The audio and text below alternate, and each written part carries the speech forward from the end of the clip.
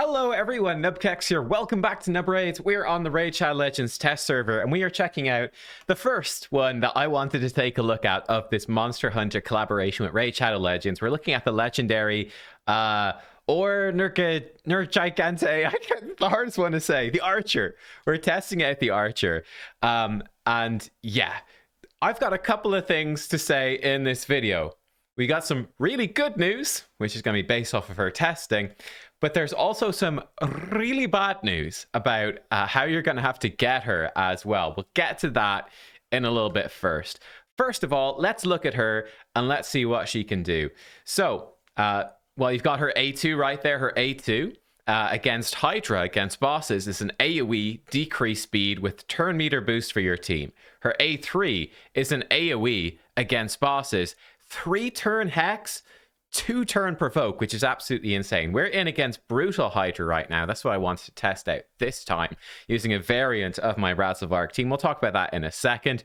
Her A1 is a single target hit with increased accuracy. There is an issue with that. We'll come back to it in a sec. It's not what you're expecting. We'll come back to the issue about that in a second. But just to point out, so here we go. On Brutal, Head of Decay, she locked him down for 2 turns at the start of the fight. She's running at about 250, 260 speed. And here she goes again. Bam. Locks him down again for 2 turns. So on Brutal difficulty, she can solo lock down Decay. Absolutely no problem. I actually think that on Nightmare difficulty, she can solo lock down the Head of Decay. Absolutely no problem. She's absurd. I'm running her in Savage here, which would not actually be my preferred piece of gear set for her. I just wanted to test her out and get a feel for her damage, and it was fine. But we'll cover gear recommendations in a second. But yeah, it's just absurdly good. You've got an AoE Provoke and Hex with long durations on a 3-turn and an AoE decrease speed on a 2-turn. On top of that, whenever she damages someone that's Hex, you're going to notice she does a ton of healing. So particularly I think when Head of Wrath comes out, whenever we take some damage, or the Head of Blight, and we start taking lots of damage, she pumps out a monstrous amount of healing for your team. It's just so much utility in the one champion. And we can see her damage here as well is pretty darn good. We might see, I wasn't quite paying attention, we might see the problem with her A1 now in a sec. Let's see. No, sorry, she's back to her A3. I'll just tell you. So the problem with her A1, problem with the A1 that I found on Hydra is the AI is really bad. It's just weird. It makes no sense. So most champions typically hit whatever they're going to do most damage to. So they're typically going to hit the decapitated head. For whatever reason, our Archer friend right here, her A1, right, look there, Razelvarg, we're not targeting or anything. Razelvarg's like, yeah, I'll A1 that, no problem. I think we're going to just miss it. But her A1, she'd never ever targets decapitated heads. It's just like she's allergic to hitting them. And for whatever weird reason as well, she does seem to like A1ing heads that have just respawned and have the buff where they take less damage.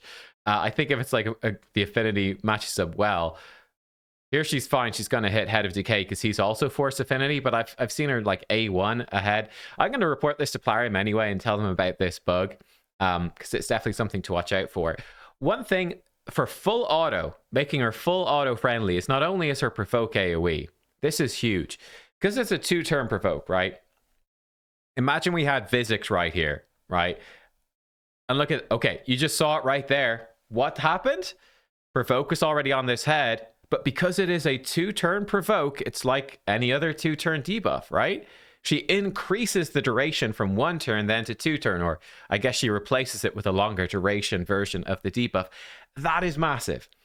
This I've used a style of team very like this before with Vizix. I'll actually show how she performs in that exact team, just replacing Vizix as well. Okay, so here we're getting smacked around. We're going to see her healing come through as well. Let's actually take a look at that.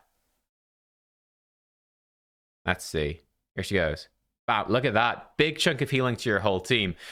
Slightly unfortunate is that basically we're always having a massive, basically the maximum chunk of destroyed HP at all times because she does so much healing, but she's very strong at healing. But yeah, with Vizix, if we imagine, oh, in this situation, there's a 1-turn Provoke on this guy, we're playing full auto, Vizix comes back to her Provoke move. If she fires that Provoke move off while the boss is already provoked, Head of Decay is provoked, guess what? Most likely, almost definitely, she's not going to get back to her Provoke on time. So you're going to be in trouble, right? You're not going to be able to lock him down full auto because she's going to provoke when he's already provoked. Big problem because it's a 1-turn provoke. Not the case with her because it's a 2-turn provoke. It's totally fine. If she tries to provoke him and he's got the 1 turn left, she just increases the duration, and then you got 2 turns. She's going to get back to it on time. It is unbelievably good for full auto. Anyone that's used a Molly tankard will know what I'm talking about, but she's arguably even more consistent than Molly. So you've seen like basically a good sense for how she's working here. Tons of healing, crazy utility. She's just amazing. She really, really is. Again, these are the moves. I didn't mention this. We're just focused on Hydra for this video, but if you look at the Cursed City, ridiculously strong. Again, ridiculously strong. So against Cursed City waves, if it's not a boss, it's just a 1-turn provoke, but that's totally fine against waves, right? It's the 2-turn provoke that's so important for Hydra because how Decay works with the cleansing and all of that. But still, 2-turn Hex and 1-turn Provoke AoE on a 3-turn, that is absurdly good on its own for wave-based content like Doom Tower, any dungeon waves you're stuck on. Yeah, Cursed City is the massive one. But her decreased speed move is decreased speed against bosses. Against regular enemies, it's an AoE stun on a 3-turn. So you've got AoE Provoke on a 3-turn, AoE stun on a 3-turn. They're both 100%.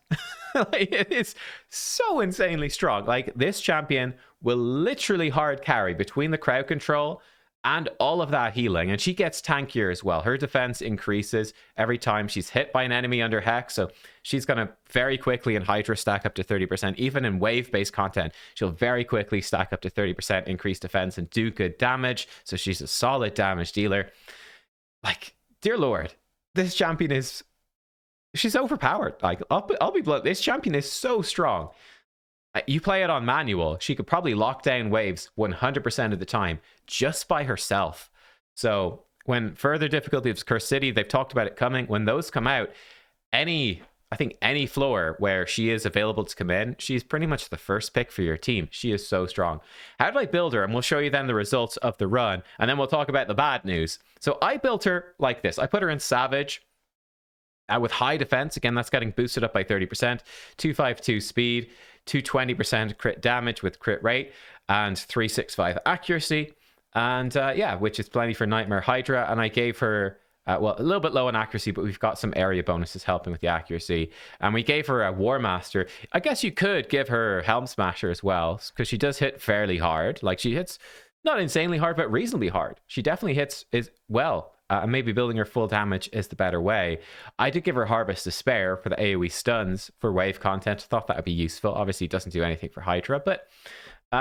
yeah, you could put her in the support tree if you want more accuracy. That's fine as well. Whatever sort of floats your boat. I think there's going to be a variety of ways to build her. I will say, Savage is nice. I think that I would probably actually run her rather than Savage. A couple of different sets stood out to me as being good. Obviously, Merciless would be insane, but you probably wouldn't waste your Merciless. Well, maybe you would on this champion, but like... decreasing her skill cooldown, the ignore defense, and the extra turn with crit damage and speed. Now, the attack bonuses are wasted on her. But still, this could totally be an amazing set. When you've got unlimited Merciless, eventually, that would probably be the way. But maybe right now, you're going to put Merciless on attack champions, and you wouldn't put it on her. I actually think Affinity Breaker could be really strong, right? Extra crit damage is nice. And 50% chance to turn weak hits to crits, right? She is Spirit Affinity.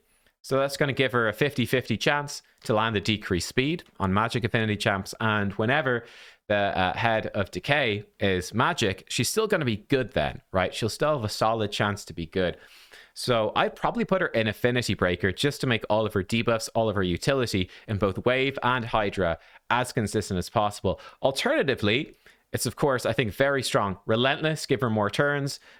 Reflex, give her cooldown reduction. All of that stuff is extremely strong as well. It's hard to go wrong. Pure damage with Savage or Lethal. I think all of that stuff absolutely can work. I think they can all be viable. So how did this team do? I thought this was a nice, accessible Hydra team. You know, we've got Sun Wukong, previous login. We've got 2 Void Epics. Maybe a little tricky to get, but you can get them eventually. Lydia, you obviously get from finishing Faction Wars. Razelvarg was a fusion. And then we've got her, though. We'll talk about acquisition in just a sec. Accessible team.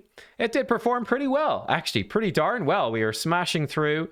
And then I think around coming up to about 200 turns on the boss is where we fell apart, with champions getting devoured and the respawns happening at a bad time and stuff like that.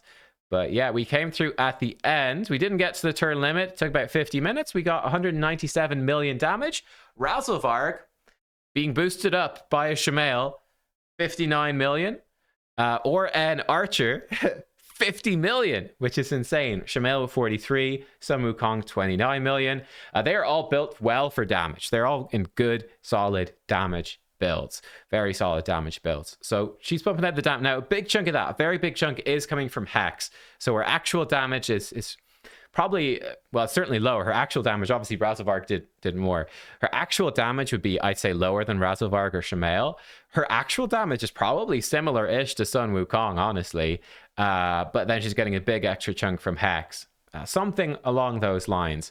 But man, like it's really, really good. So there you go. That, I think, a fairly accessible-ish type team, obviously with very good gear though. And hitting about 200 million on auto. Oh, sorry, this was Nightmare. Oh, that wasn't Brutal. Oh, okay. Why? That works pretty well. That's insane then. Oh my god. Okay. Wow. I was like, shit. Okay, that's actually insane. That is actually insane. So on Nightmare Hydra, we just did 200 million on full auto. That is how much of an impact or an Archer actually had. I did Nightmare Hydra, and I thought it was Brutal. Yep. You can see her healing numbers, 13.5 million. Yeah. Like a significant chunk is from Leech, like Razelvarg, Shamael. It gives you an idea, Wukong, of like the damage they're getting from the healing they're getting from Leech. Yeah. But all that extra healing is her actual healing. Like, she's doing a ton of healing. Okay, well, that's nuts. Actually Nightmare, and she is absolutely slamming it. That is hilarious. I did a hard run as well. Let me show you the hard run. Okay, so this was the run I did on hard. I did a few different variations of this. This one was putting her into just my traditional Razelvarg hard team here that I've been loving for a good while. But we're not making, let's say, full use of her, I would say, right here. So we've got Mithrala in. I think it's important with this team to have the increased attack and potentially the increased defense for her as well. Increased attack, very important for Razelvarg and Shamael to get max damage. But we got the Hex from Mithrala, which is a little bit overkill because we've got the Hex from Archer, so we don't really need the Mithrala Hex. So a little bit lost there. And then we've got Uko obviously stripping their buffs, bringing us the revive. I did think that the Nightmare team I showed was a better variation. So what I did in that was I took out Mithrala and I took out Uko. We said, okay, we want to have increased attack and increased defense. We also want to have decreased attack, which we get from Uko. So that's where we put in the Ursula the Mourner. Gives us AoE increased attack, AoE decreased defense. She also brings us 3-turn increased defense as well. But I thought that's not super important. It's nice for the Nergigante archers or Nergigante archers damage to have the increased defense, right? It's just more, but not super essential. So I thought Ursula was a nice fit. And then for the block damage, we're able to bring in Sun Wukong, who again benefits from that increased attack. And hey, he's super squishy, but if he dies, doesn't matter because he revives himself. Ursula's revived quite a long cooldown. So yeah, that is nuts. But on hard, needless to say, it did really, really well. She works essentially exactly the same. Where did I put it? So this is, oh yeah, this is the original video I did on this team. It was a couple of months ago now. Probably most of you have probably seen it already. But you can see in this team, I was trying to move my head. I'm like, wait, no, that's a picture of me. Moving my head won't reveal the Razelvarg damage.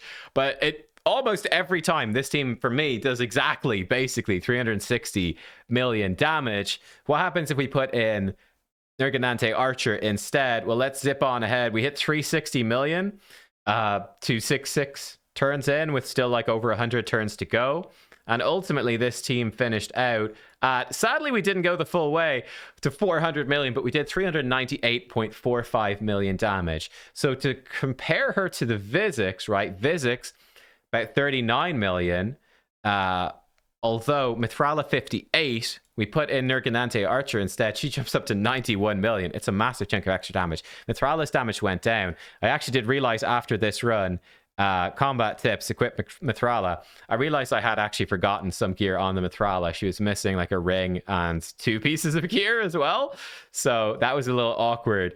So Mithrala's damage went down a bit by that. If we had the gear on Mithrala, we definitely would have done the 400 million. So yeah, Orianne Archer, she's fantastic for this hard team. Like, she is, as a decreased speed provoke champion, she is so much better than physics. Like, she blows physics out of the water. It's a huge increase. Yeah, though, like I said, she is spirit, whereas physics is void, which is nice. So you might want to be running affinity breaker or cooldown reduction stuff just to make sure. I don't know. There's so many options with this champ. She is insanely strong. Now, let's talk about the bad news. That's the good news. This champion is absurdly strong in like every single way. What is the bad news? Here's the bad news. Distribution plan. Recruit the keen-eyed Nergigante Archer by taking part in her dedicated Summon Pool event. Summon Pool running from January 22nd to 27th. So it is up for a long time, but a Summon Pool event. If you're a free-to-play player, this is just about the worst news you could possibly have. You might get like one shot to summon. You might have one, like, I don't know, 4% chance to get her by maxing out every event free to play. Like, unless they make this very generous, this is going to be absolutely brutal. Like, I did some quick hang on. Okay, here we go. So this is this is on the live game, actually. This is the summon event that's on right now. I did some very bad napkin math just to give you an insight. So with this one, where it's 40 crystals and you've got a 7.5% chance for a legendary. So what I did, very quick napkin maths. I said, okay, 100% divided by the 7.5. This is not quite accurate, right? But just roughly speaking, I said, typically, you're looking at roughly on average 13.3 summons to on average get a legendary. That's not quite accurate, but just to give you a ballpark figure, right? To give you a ballpark figure, let's say 13 summons. 13 summons by 40 prism cost is 533 prism shards is what you would need roughly to get one. You can buy a pack of 20 for $5, so that's a ratio of 4 to 1. So if we divide that by 4, this is the amount of dollars. You would need, roughly speaking, $133, roughly speaking, to get one legendary from this specialist summon pool event. That's very rough. Someone could work out the actual maths and break it down, because I'm sure it's going to be more varied. But the point is just to get a rough ballpark figure. Needless to say, people are up in arms, outraged about Xena. Xena costing $40. This is... If it was this type of thing with only her, right? This would be this layout of the summon pool, but only her. So when you got the legendary, it was her. It's going to cost you at least, most likely, 3 times as much as Xena. And it's random. You might get her early, but you could pull all those things and get nothing, right? You might have to spend another $100. If we imagine, if she's in a summon pool like this, where there's 6 legendaries, like, to guarantee you get this champ, I don't know, like, how could you even guarantee that? Like, you'd have to be looking at probably $1,000 or more, right? You know, like, you're looking at a crazy amount of damage. So, not damage, you're looking at a crazy amount of damage. You're also looking at a crazy amount of damage to your bank account. So that is the deal with the Nergigante Archer. And again, she will be gone after March the 5th. So on the 5th of March, they'll still be in the game, right? If you get her before that, obviously you keep her, of course, but she will no longer be obtainable, probably ever. So I think this one is exceptionally rough, right? This guy, we've got the details now. This guy's coming from a hero's path. That should be pretty doable. January 22nd, which actually overlaps this one. So that's interesting. Yeah, probably save like souls, some energy. I you know, if you want to get Alatreon Blade Master, you might want to save shards and souls and stuff for that, just to be sure. Maybe silver or champion training, that sort of thing. Rathalos, he's the easiest to get. Just log in. She's going to be the current upcoming fragment fusion. That shouldn't be too bad. We'll see. Yeah, this one is rough though. Summon pool is absolutely brutal. That is absolutely brutal. And she is so good. So Krakens are happy. Whales, this is worth whaling on. Right, if you're a whale, this is the thing to whale on, I'd say. Unfortunately, we'll see what the actual summon pool is, but she is super good. Yeah, this guy from that. And then this guy, interestingly, just to point this out, he is going to be in a Void 10x in a Void Summon event from January 20th to the 21st. Now, what's interesting about this is on hellhades.com, we're expecting on Friday the 19th of January for 2x Sacred. This looks more likely. This is going to be during the fusion as well, the 2x during the fusion. This looks much more likely it's going to be 2x voids, right? If we're reading that right, that it would be 2x voids on the Friday, then the 20th, 21st over here would be 2x voids with 10x Fatalis Blade Master in there as well. Maybe there's multiple summoning events, but it does look kind of like that if you want to get him. I'm going to do a video on him next. I'm interested to try him out. We'll probably do a video on the fusion on like Thursday or Friday. Don't need to rush into that. Like, you know, there's nothing that can really change your mind about whether to do the fusion now or not. I'll probably just get it out on the Thursday. We might do Fatalis Blade Master tomorrow. And we'll try get Alatreon soon. Rathalos will have to wait, obviously, until I get him. We don't have him on the test service. That will be whenever I complete the Rathalos chase event, whatever day that is. Yeah, we shall see. But there you go. The Gigante Archer, she is gigantic. She is as good as she sounds, if not better than she sounds. This champion is so strong, but summon pools are horrendous. We'll see. Let me know what you think about it all. Thank you for watching. I will see you all next time. Goodbye.